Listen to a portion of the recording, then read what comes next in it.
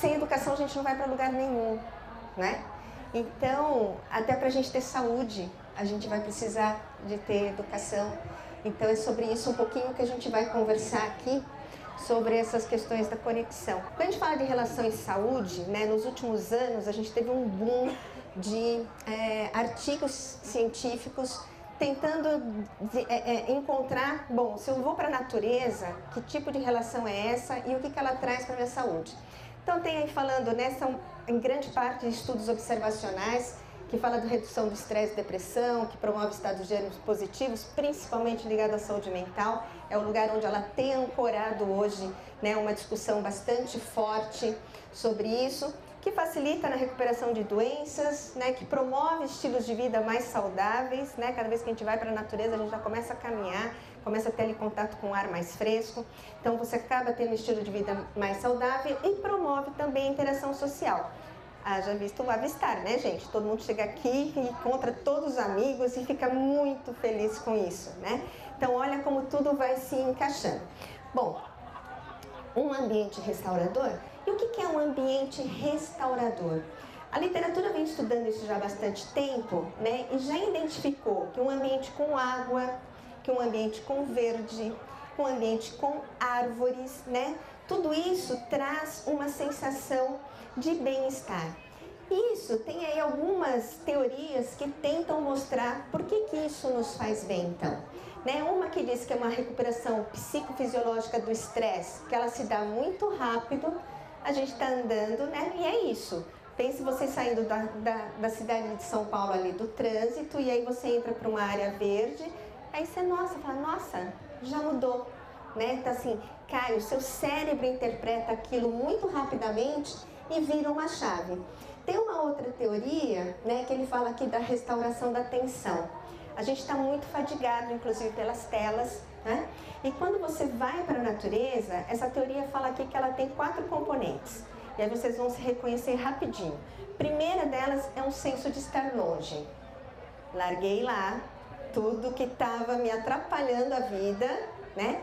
E já estou um pouquinho longe aqui, estou um pouquinho mais protegida aqui nessa matinha, né? A outra coisa que ele fala também, que tem a ver com o senso de compatibilidade, né? De novo, aqui a gente tem uma amostra enviesada, que todo mundo gosta muito de natureza, senão não estava aqui, né? E aí a gente vai porque já tem ali um senso de compatibilidade. A outra coisa, o nosso cérebro tem ali um reconhecimento de um fascínio, né? Então estamos caminhando aqui pela matinha, de repente, pá! Sento um bicho lindo aqui do meu lado e quando eu olho eu falo, uau! Na hora que eu falei uau, o meu cérebro já liberou neurotransmissores, tais como a dopamina, a serotonina, a endorfina, que nos dá uma imediata sensação de bem-estar. Então quanto mais uau a gente fizer, né, olhando para a beleza da natureza, mais a gente já está cuidando da nossa saúde desta maneira. Aí, uma outra coisa que tem são as janelas com vista, né, que também a gente pode, só de eu estar olhando, de eu estar observando, isso também já pode ajudar. Bom, então esses são ambientes que permitem que a gente se restaure, que é muito diferente, às vezes, de uma sala. Né, a gente trabalha no centro de pesquisa que é muito bonito até, a gente tem uma matinha atlântica para chamar de nossa, mas assim, existem outros lugares que às vezes você não tem uma janela com vista em São Paulo, né? Muita gente trabalha fechado mesmo, né, em recintos fechados. Então, você ter uma janela com vista também já te ajuda ali a olhar algo restaurador. Bom, e aí, o que eu queria trazer para vocês aqui? Tem um estudo feito na Inglaterra, no Reino Unido, já há muitos anos. Eles acompanharam, né, durante 10 anos, de 2009 a 2019, pessoas que vão para fazer visita a parques naturais, né? E aí, olha, muita gente, são 100 milhões de visitas a parques naturais nesses 10 anos aí que eles seguiram. E então, esse monitoramento, ele trouxe pra gente por que as pessoas vão para as áreas, né? E quando a gente olha aqui, a gente percebe que, em primeiro lugar, elas vão para fazer exercício físico, em segundo lugar, para passear com os cachorros, com seus pets, e em terceiro, para brincar com as crianças, né? Esse foi o primeiro cenário desses 10 anos né? Que foi daqui, inclusive, que saiu um outro estudo muito famoso que diz quanto tempo eu tenho que ficar na natureza, né? Aí as pessoas falam, bom, esse estudo diz que 120 minutos de uma vez só, ou picado na semana, tá valendo, né? Mas a gente tem uma outra corrente, que até o nosso grupo de pesquisa lá no Einstein se identifica mais, que na realidade não são minutos, são momentos, né? Às vezes você pode ter um momento que é muito curto e ser extremamente restaurador, né? Mas isso eles acompanharam. Bom, aqui a gente mostra então que eles têm aí esses 3 momentos, né? De levar as crianças, de fazer exercício, mas tem um também que é o menorzinho aqui embaixo em azul, que fala para aproveitar o cenário, a beleza cênica do lugar, né? E aí guardem essa informação. E aqui eu trouxe, depois falei, gente, depois de 2019, o que aconteceu? Mudou a plataforma, hoje eles têm uma outra forma de monitorar. E aí é muito interessante porque passou a ser, ao invés de fazer exercício físico, que caiu para o segundo lugar, é respirar ar fresco. E aí por que aconteceu isso? Porque eles começaram a monitorar em 2020 e a gente tinha pandemia. E aí todo mundo percebeu que precisava respirar. Aí todo mundo percebeu, né? Porque aí as pessoas não estavam respirando. E falaram, gente, nós precisamos respirar, né? E aí eu fiquei imaginando que deve ter sido por isso que eles colocaram essa variável, né, para monitorar. Aí fazer exercício físico, o terceiro ali, ó, saúde mental. Porque também foi na pandemia, né, que se a gente já tinha problemas de saúde mental na população, isso explodiu, né? Então aumentou muito mais. E aí depois ele tem ali passear, assim, com os cachorros, e a conexão com a vida selvagem também foi algo que eles inseriram, né, a partir desse monitoramento aí que já tem 4 anos agora pra gente acompanhar. Gente, isso aqui é meu sonho de consumo, tá? A gente fazer isso no Brasil, né? Saber por que as pessoas vão monitorar e tal, né? A gente precisa ainda avançar nisso. E aí eu falei para vocês guardarem aqui a questão da beleza cênica, que é algo que parece que também não se dá muita atenção, porque tem estudos que falam que a gente só vai aumentar a nossa satisfação com a vida em relação a esse contato com a natureza, né, se a gente se sentir mais conectado com a própria natureza e se a gente se maravilhar com a beleza natural. Então, aquela informação que eu dei para vocês, que quando eu fico maravilhado, o meu cérebro processa isso e libera neurotransmissores de bem-estar, né? É o que está fundamentando o que esses estudos aí têm revelado. O ano passado a gente apresentou aqui no Vistar porque a beleza importa, né? Então, assim, tem aí um material para quem tiver interesse nisso, que depois pode acessar. Porque é por esse mecanismo que eu estava explicando para vocês da restauração da atenção, dessa experiência estético-emocional, né? Eu vejo, me encanto e isso me faz sentir bem. E eu gosto muito de fazer uma diferença entre contato versus conexão, né? O contato, ele pode ser direto, indireto e incidental. Direto, quando eu tenho uma intenção, vou para o Jardim Botânico hoje porque vou passarinhar, né? Vou ali contemplar, vou fazer qualquer coisa. Então eu tenho um contato direto porque eu cheguei aqui e estou lendo. Ah, o outro contato é o contato indireto. Vou assistir o Terra da Gente no final de semana ali, porque ele me traz conteúdo de natureza que eu vou encontrar, aquilo ali, vou ver um documentário de vida selvagem, então eu tenho um contato indireto naquele momento. E o incidental é aquele que eu não esperava, então de repente eu visito ela lá no trabalho dela, entro na sala dela e ela tem um vaso lindo de planta ali, eu falo, nossa, que lindo isso aqui. Mas foi totalmente incidental, né? Assim, incidental. Então, é uma forma que a gente tem, que faz bem? Faz.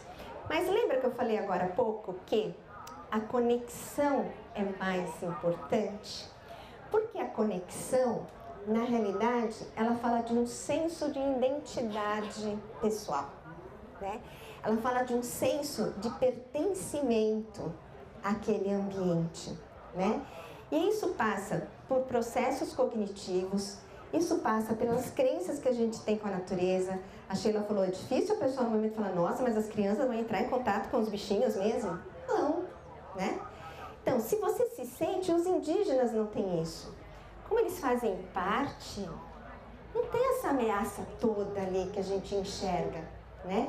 Eu fiz uma expedição para a Amazônia em 2017, lá no Vale do Javari, e eu vi as crianças indígenas brincando lá, e falava, nossa, isso uma mãe em São Paulo ia surtar, porque as crianças, eu fotografei crianças, assim, tipo umas 2 horas, elas no rio, a maiorzinha devia ter uns 10 anos que estava cuidando da turma, né? Então, quer dizer assim, eles têm esse senso de identidade pessoal, né? E aí eles se sentem mais confortáveis e podem adotar esse comportamento de proteção da natureza, né? Então, assim, porque eu não me vejo separado, eu me vejo pertencendo. Então, a conexão, ela é um passo além, né? A gente começa com contato, entendeu? Mas a conexão vem aí como um passo além. Por que isso é importante, né? As colegas que me antecederam aqui já falaram, as crianças que passam mais tempo na natureza, elas podem se tornar ambientalistas. É o Pedro, da trilha? Pedro, né? É essa parte 1 aqui já, ó. Por quê? Ele está ali já se tornando um ambientalista muito cedo, não é? E eles se tornam mais conectados, né? E são mais propensos a protegê-la. Embora assim, a gente sei que a gente fala no fórum que é voltado para as crianças, a gente tem a nossa enfermeira pediátrica aqui também, falo, gente, mas para a gente ter uma criança na natureza, eu preciso de um adulto conectado com a natureza. Né? Se a Sheila não fosse conectada, ela não tinha esse projeto. Você não estava aqui, nem eu. Né? Então a gente precisa de adultos conectados para que elas possam dar chance para as crianças se tornarem conectadas. O aumento dos espaços verdes urbanos reduz as ilhas de calor, né? Ela mostrou isso muito bem nas escolas já, né? Tá numa quadra totalmente ali cimentada, é diferente de você estar na florestinha, né? Então assim, a gente diminui e isso, né, aumenta aí a possibilidade de você manejar a saúde mental, porque as ondas de calor também têm afetado muito a saúde mental. Aliás, os extremos, tanto onda de calor quanto extremos de frio, aumentam as taxas de suicídio. Sério, né? E as ondas de calor, a gente sabe que as crianças, né, e principalmente as menores e os idosos, são mais vulneráveis em termos de saúde. Então, eu preciso de espaço verde urbano, né? E se eu tenho indivíduos mais conectados, a gente vai estar lutando mais por isso. Esses corredores verdes, né, eles ajudam a sequestrar carbono, que vocês viram que nós estamos atrasados pra caramba, né, de sequestro de carbono.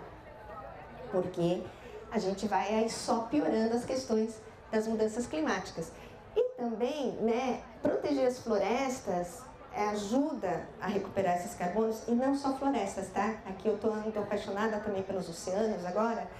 E, gente, tudo aqui, ó, é oceano. Não parece, né? Mas é. Porque todo o ar que a gente está respirando agora, ele está intrinsecamente ligado aos oceanos, não é? E restaurar os ecossistemas ajuda aí contra proteções, né, contra as inundações, né, futuras.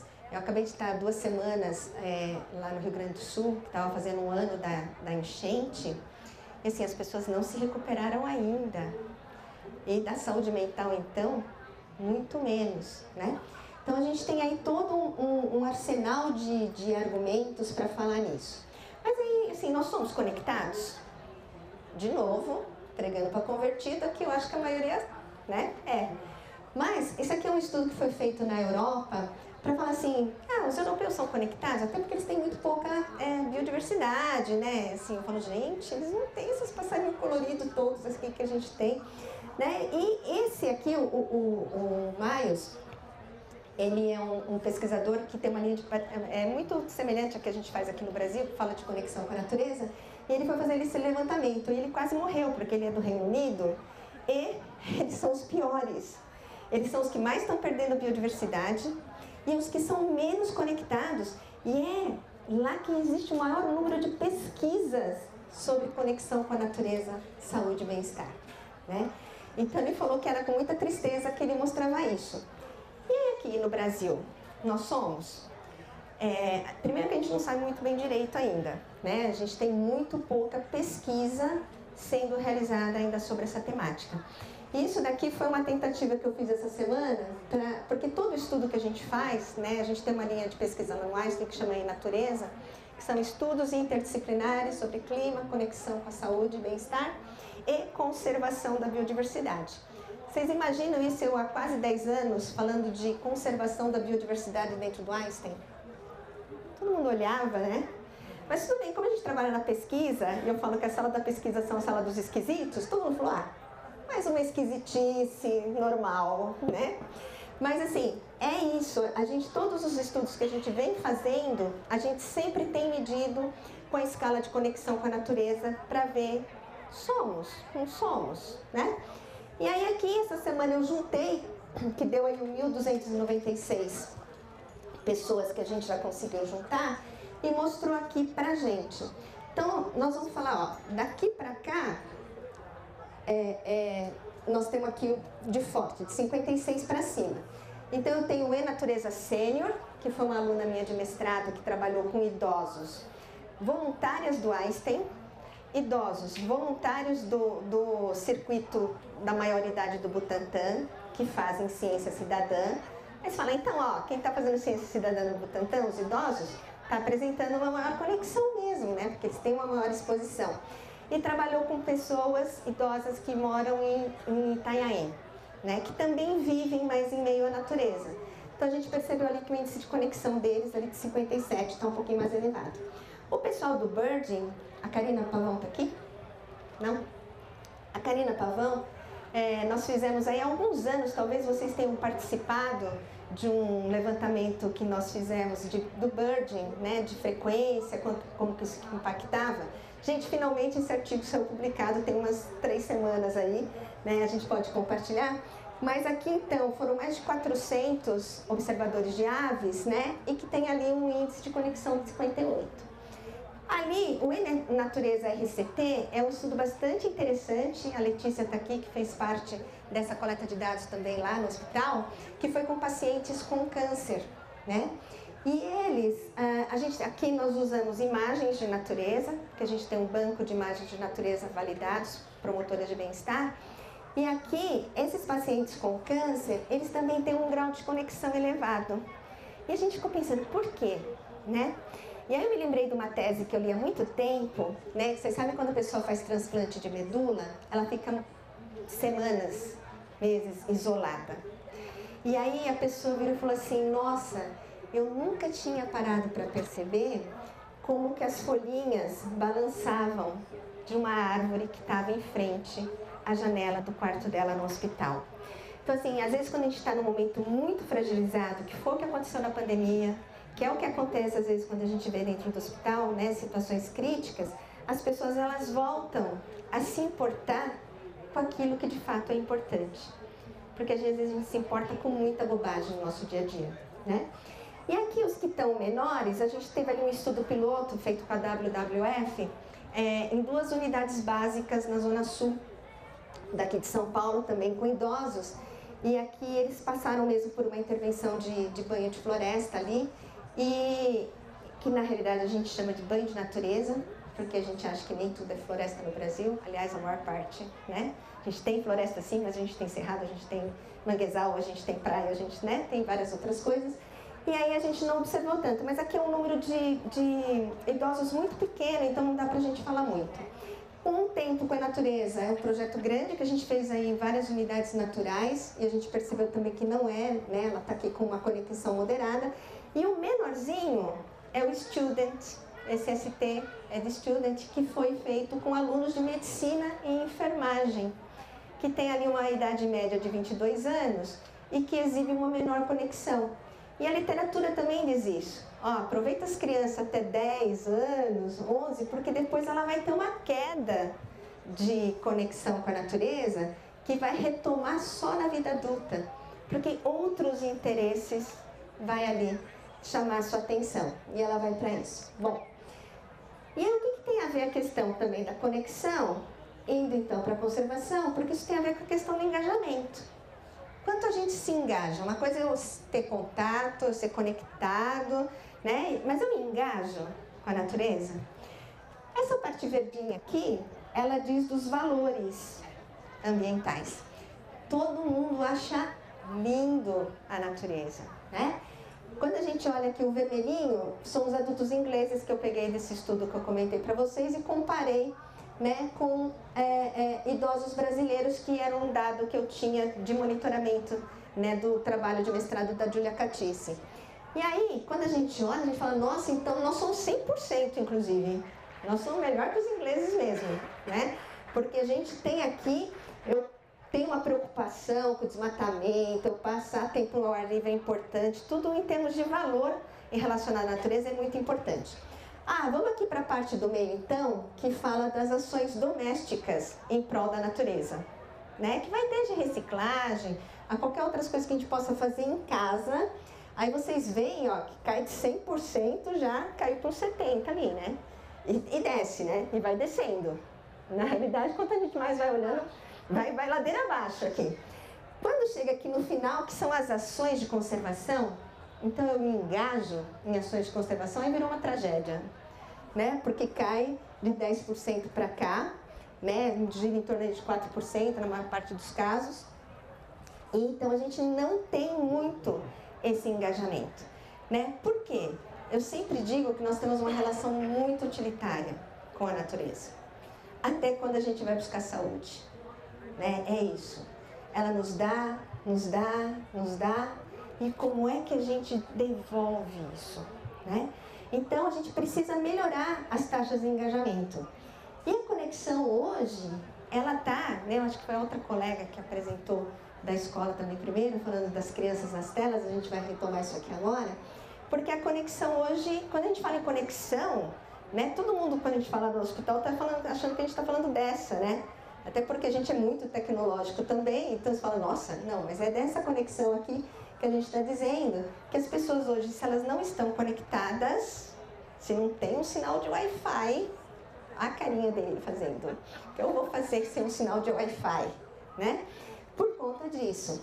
E essa desconexão com a natureza, né, que a gente vai precisar reverter, e trabalhos como esses que foram mostrados aqui, sem dúvida nenhuma, é um grande caminho para isso, né?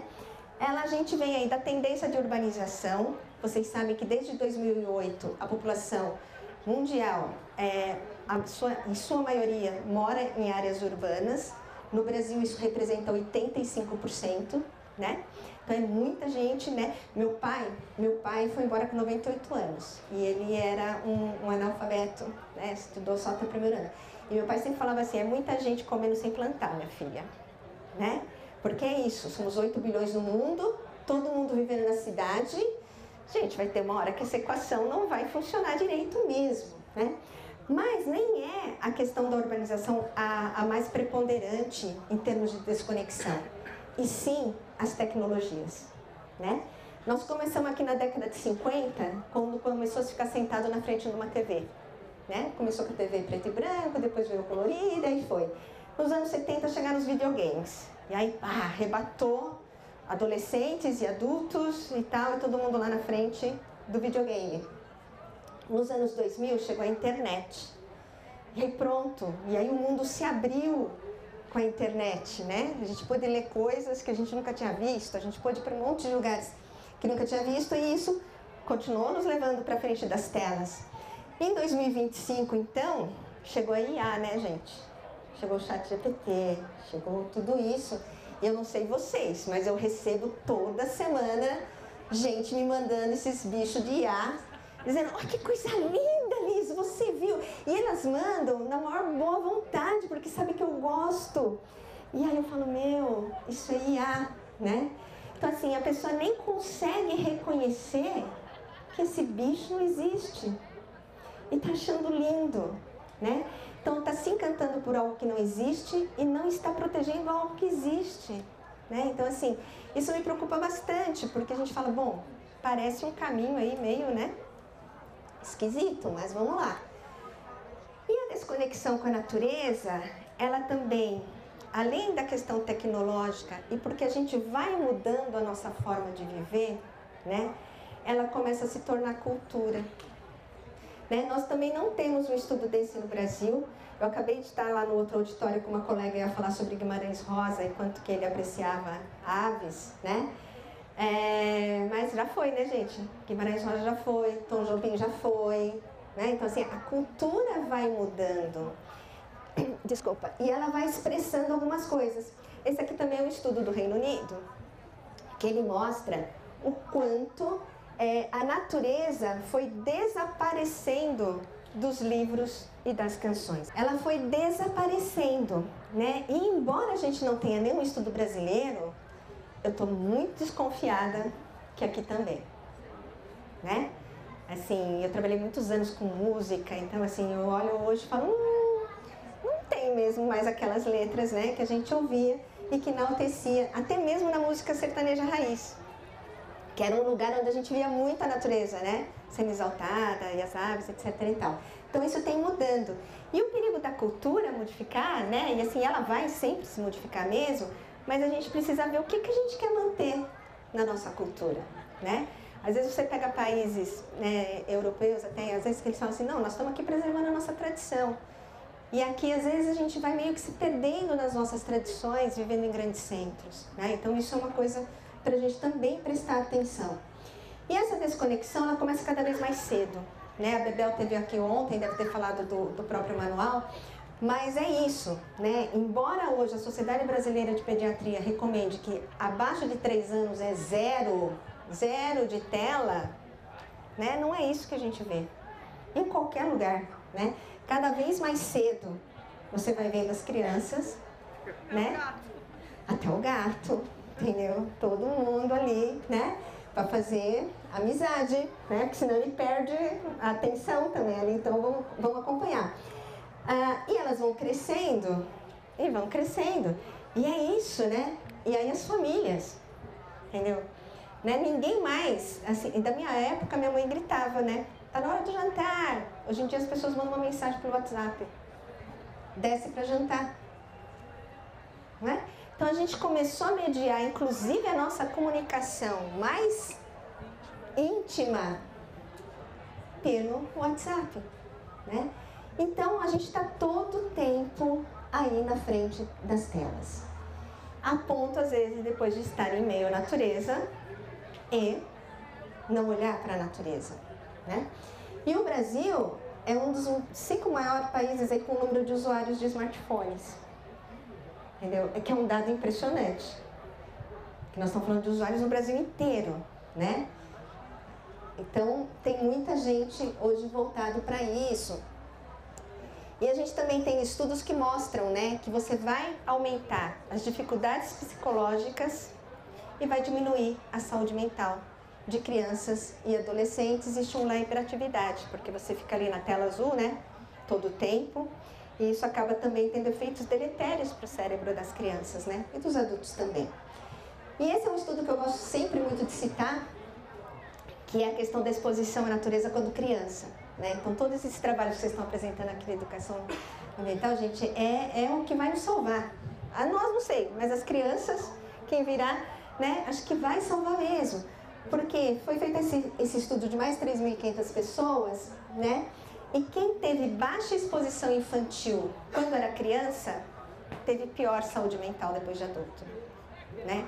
Então, estar na natureza, inclusive, ele é um fator protetor para a sua saúde mental depois que você tiver adulto, né? Então, os estudos vêm mostrando isso. Aí a gente tem vários estudos falando do uso problemático de smartphone, né? Vocês sabem hoje, inclusive, todo mundo fala, vai lá e faz uma foto na natureza, né? E a gente está falando, nossa, que legal! Então, os estudos já estão dizendo que todas as selfies tiradas em natureza, o índice de conexão é muito baixo. Porque, na realidade, a pessoa ela é autocentrada. É ela. Então, tanto faz se é a natureza, se é o pôster, se é o... Entendeu? Vai ser ela. É que, por acaso, ela estava na natureza naquele momento e ela faz a sua selfie lá. Então, isso não é um indicador de conexão, né? E esse uso de smartphone aí, ele também acaba sendo muito relacionado à ansiedade, né? Então, as pessoas ficam ali. E imagine, então, com esse monte de notícia ruim, né, gente? Que todo mundo lê todo o tempo, né? A gente tem um estudo lá no Einstein também de uma colega, que ela fez um levantamento sobre as notícias na época de Covid. Até quando existia notícia boa na época da Covid, as pessoas se sentiam estressadas, né? Porque a gente fica aí bombardeado mesmo. A gente acha que a conexão é o caminho, né? Ou essa reconexão, é o caminho, né? E por isso que a gente tem trabalhado. E a grande questão é como reconectar. Então, eu acho que a educação ambiental é uma delas. Né? Isso aqui é um trabalho também do pessoal do Reino Unido, que ele fala que tem 5 caminhos. Ó. Vamos trabalhar com os sentidos. Então, vamos levar os sentidos. Vamos trabalhar com a beleza, né? Por conta daquelas questões cerebrais que eu falei. A emoção que eu gero. Ali a gente precisa da emoção para ancorar as experiências. A gente tem que ter um significado e celebrar esse significado toda vez que a gente alcança, né? Então a gente viu também os slides aqui das crianças celebrando o momento de construção que eles tiveram, né? E a compaixão, né? A compaixão, outra coisa que a gente não vai muito bem obrigado também não, né? A gente não está tendo compaixão com os seres humanos e eu fico querendo que eles estejam, né? Com a formiga de Imbaúba, sabe assim? Então é difícil esse lugar, né?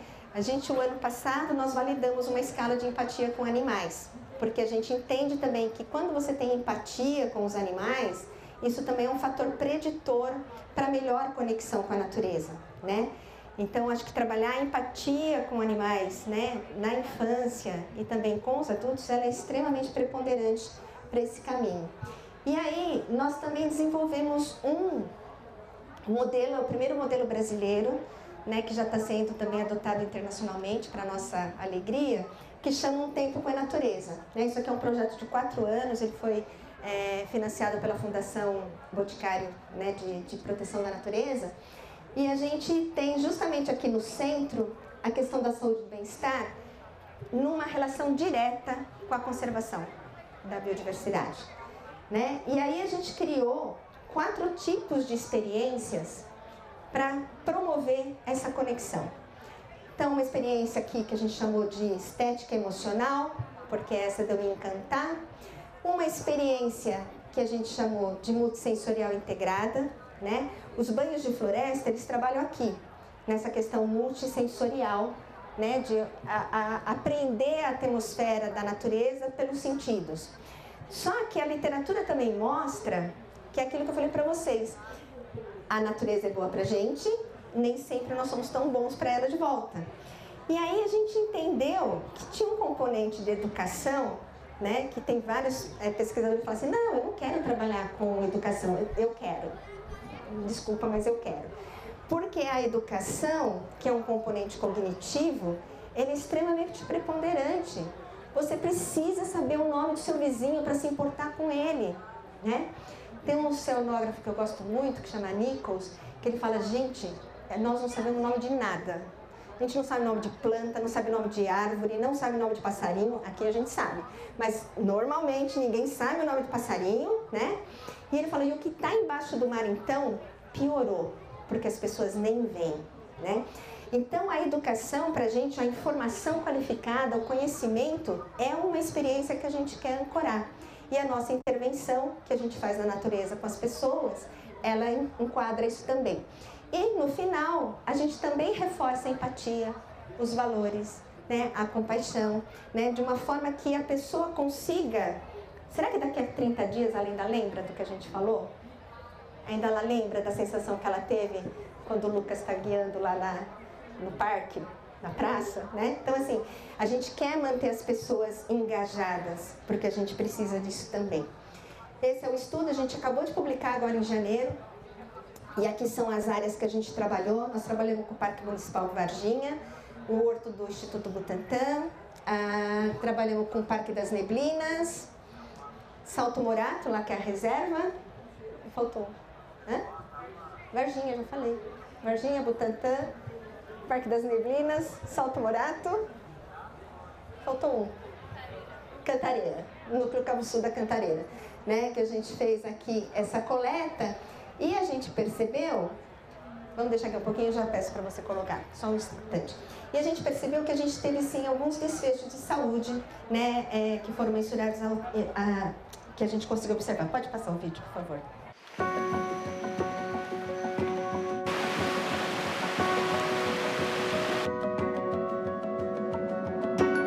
Quando nós falamos de conexão com a natureza, de contato com a natureza, nós estamos falando de coisas diferentes.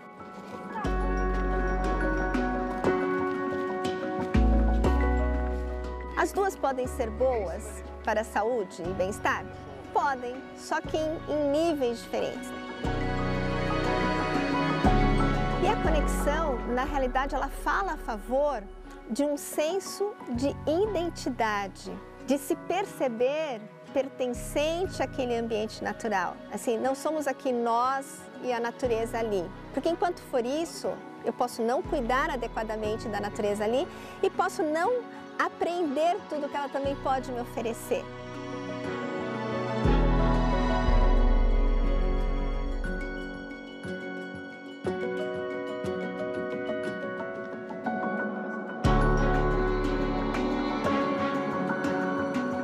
A ideia desse projeto, na realidade, ele nasce de uma linha de pesquisa que a gente tem desde 2016, que é o E-Natureza, onde a gente investiga tanto a conexão das pessoas com a natureza, quanto intervenções baseadas na natureza para a saúde e bem-estar humano e para a conservação da biodiversidade.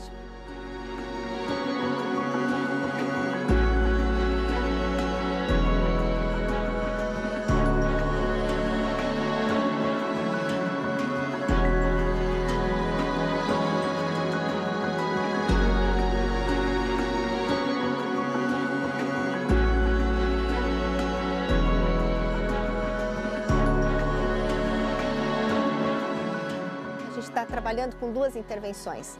Uma que é o próprio banho de floresta, porque está descrito na literatura, e um outro modelo, que a gente está chamando ele de modelo de um tempo com a natureza, porque nós estamos testando que talvez você só vir para a natureza e usufruir do que ela lhe oferece para melhorar o seu bem-estar, não seja o suficiente para você cuidar melhor dessa natureza.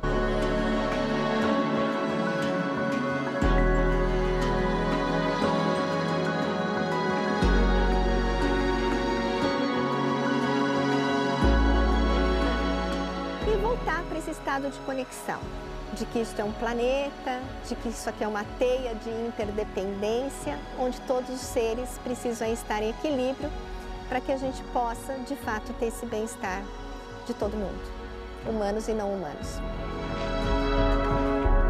Os melhores resultados que a gente observou de felicidade, de bem-estar, tal, foi nas áreas periurbanas, né? Então, assim, nem é tão selvagem, nem é tão urbano. Ali a gente observou mais. E no Horto do Butantã, em particular, a gente percebeu um aumento da vitalidade.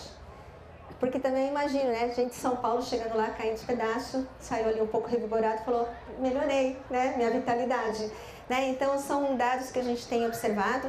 Né? A gente está finalizando agora um estudo mensurando isso na atividade imunológica. O Lucas, que está aqui, é da nossa equipe, imunologista. Então, a gente tem aí verificado, né, se de fato afeta o sistema imunológico e como afeta, né?